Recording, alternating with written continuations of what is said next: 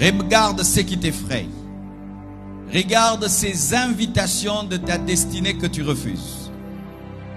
Regarde ces invitations de ta vie que tu fuis. Regarde cette chose que tu sens au-dedans de toi que tu dois faire mais que tu évites. Regarde ce que Dieu t'a toujours demandé de faire mais tu as toujours refusé. C'est là que se cache ta nouvelle saison. Ta nouvelle saison se cache dans quelque chose que tu trouves redoutable. Quelque chose que tu trouves ennuyeux. Quelque chose que tu trouves de trop.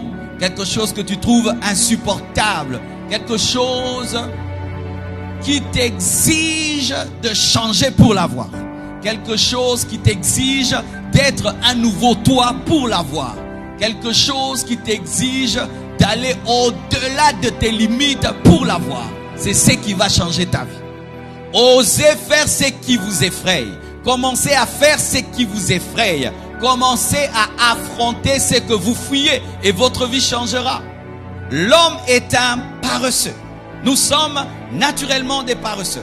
Regardez quand un enfant naît, qu'est-ce qui passe la plupart de son temps? Dormir, dormir, manger. Amen, hein? Dormir, dormir, manger. Dormir, dormir, manger. C'est ce que l'homme est lorsqu'il naît. Mais regardez les animaux. Tu vas voir, on a une chèvre qui vient de mettre bas. Déjà tout petit, ses enfants marchent, ses enfants courent. Les animaux naissent et puis commencent à courir, marcher. Mais l'homme naît, il dort, il dort, il dort, il dort. On doit lui apporter la nourriture. Mais l'animal naît et il doit chercher à manger.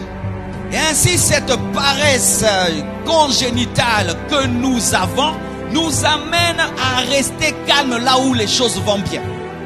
Une fois que ta vie va bien dans un domaine, tu ne cherches plus rien du tout. C'est pourquoi même les femmes mariées, vous détruisez vos vies. Une fois que tu t'es marié, tu ne fais plus d'efforts.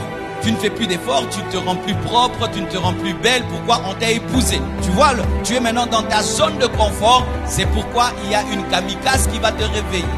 La zone de confort, tu es chez papa, papa te nourrit, papa t'aime bien, et un jour, il va te dire, tu as grandi, tu dois quitter la maison. Tu vas croire que ton père ne t'aime pas, mais non, c'est Dieu qui est en train de t'amener dans une nouvelle saison, afin que tu saches qu'est-ce qu'est la responsabilité de payer un loyer et de payer l'eau et l'électricité.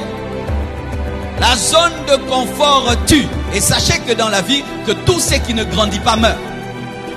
Tout ce qui cesse de grandir meurt. Si ça fait 3 ans que tu n'évolues pas, tu es déjà mort. Soit spirituellement, soit psychiquement, soit intellectuellement, soit socialement. Dans la vie, il faut évoluer. C'est comme le vélo. Si tu arrêtes de pédaler, tu tombes. C'est comme la natation. Tu arrêtes de bouger, eh ben tu finiras par sombrer et te noyer. Nous sommes condamnés à évoluer, condamnés à évoluer, condamnés à évoluer. Et le modernisme nous a rendus paresseux. Tu es là où tu es, tu fais tout au téléphone et tout. Ton frigo est là. Et ça fait que les gens ne croissent plus.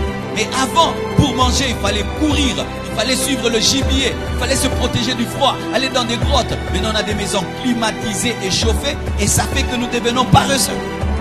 Ton futur est caché dans cette chose nouvelle, cette chose que tu ne maîtrises pas, cette chose que tu ne sais pas faire, cette chose que tu n'aimes pas faire. Ton futur est dans cette chose-là.